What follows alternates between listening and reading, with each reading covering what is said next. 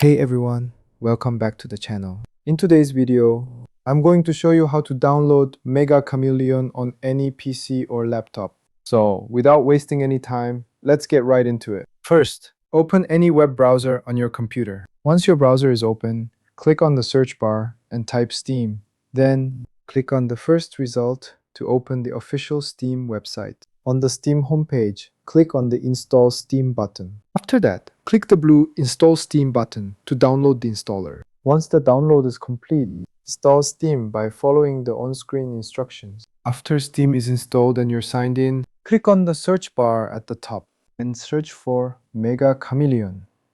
You may also find it in the popular searches section. Click on the games page to open it. Scroll down and click Add to Cart. Next, select View My Cart and then click Continue to Payment. Fill in your payment details and click Purchase.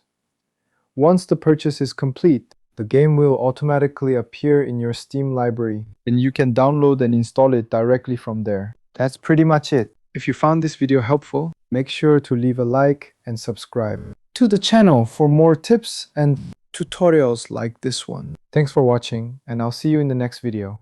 Peace.